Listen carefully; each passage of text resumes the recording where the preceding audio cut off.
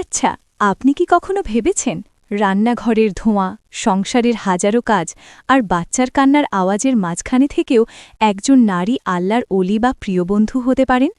আমরা অনেকেই ভাবি জান্নাতি হতে হলে হয়তো সারা দিন জায়নামাজে বসে থাকতে হবে, সংসার ফেলে শুধু তসবি পাঠ করতে হবে।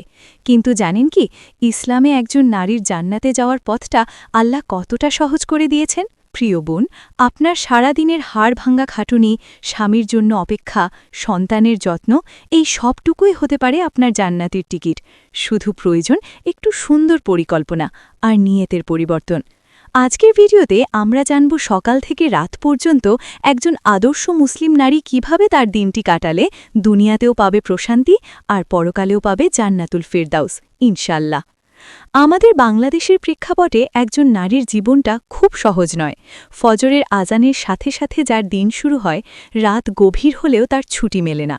কখনো স্টুডেন্ট হিসেবে পড়ার চাপ, কখনো মা হিসেবে দায়িত্বের পাহাড়, আবার কখনো বা স্ত্রী হিসেবে মানিয়ে নেওয়ার লড়াই। দিন শেষে আয়নার সামনে দাঁড়িয়ে মনে হয়, আমি কি আল্লাহকে খুশি করতে পারছি, নাকি শুধু দুনিয়ার কাজই করে গেলাম?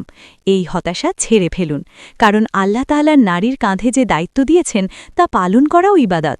আজ আমরা এমন একটি রুটিন সাজাব যা আপনার বর্তমান জীবনের সাথেই মিশে যাবে, কিন্তু আপনার সাধারণ কাজগুলোকে ইবাদতে পরিণত করবে। ১. তাহাজ্জুদ ও ফজরের স্নিগ্ধতা। একজন জান্নাতি নারীর দিন শুরু হয় সূর্য ওঠার আগে। এলাম বাজার সাথে সাথে অলসতা ঝেড়ে ফেলে উঠে পড়ুন। রাসূল সাল্লাল্লাহু আলাইহি ওয়াসাল্লাম বলেছেন, ঘুম থেকে উঠে আল্লাহর নাম নিলে শয়তানের একটি গিঁট খুলে যায়। যদি সম্ভব হয় ফজরের ১০ মিনিট আগে উঠুন, মাত্র ২ রাকাত তাহাজ্জুদ পড়ুন। এই সময় আল্লাহ প্রথম আসমানে নেমে আসেন এবং বান্দার দোয়া কবুল করেন। পরিবারের সবাইকে, বিশেষ করে স্বামীকে, বাবা মাকে নামাজের জন্য ডেকে দিন। এই যে আপনি তাদের ডেকে দিলেন, এটা আপনার জন্য সাদাকা। সকালের বরকত ও জিকির। নামাজ শেষে জায়নামাজে বসেই অন্তত ৫-১০ মিনিট মর্নিং আসকার বা সকালের জিকিরগুলো করুন। সুবহানাল্লাহ, আলহামদুলিল্লাহ, এরপর সূরা ইয়াসিন তেলাওয়াত করতে পারেন। বিশ্বাস করুন বোন, এই সময়টুকু আপনার সারা দিনের কাজের শক্তি যোগাবে। ডিপ্রেশন বা দুশ্চিন্তা আপনার কাছে ঘেঁষতে পারবে না। ৩. কাজ যখন ইবাদত।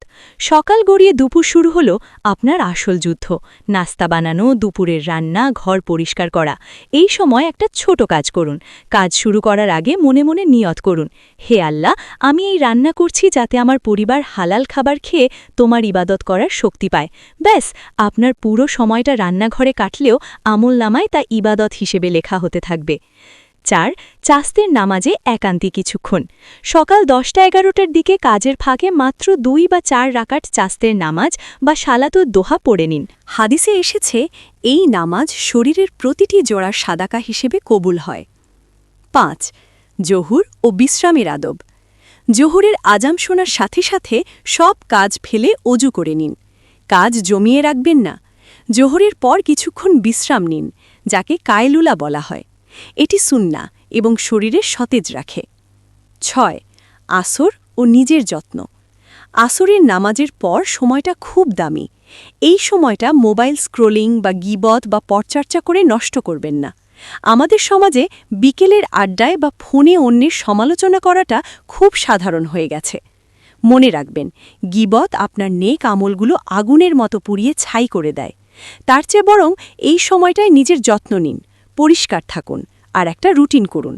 প্রতিদিন অন্তত ২ পৃষ্ঠা কুরআন অর্থসহ পড়া। ৭. মাগরিব ও পরিবারের সময়। মাগরিবের সময়টা ঘরের পরিবেশ বদলে ফেলুন। ধূপ বা সুগন্ধি ব্যবহার করতে পারেন। মাগরিবের নামাজের পর কিছুক্ষণ আওয়াবিন নামাজ পড়ুন। এরপর সময় দিন পরিবারকে। যদি আপনি বিবাহিত হন, স্বামীর সাথে হাসি মুখে কথা বলুন।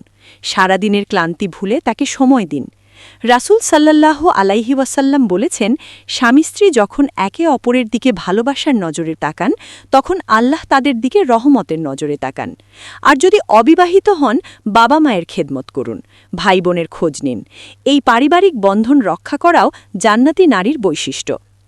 ৮. এশা ও দিনের সমাপ্তি।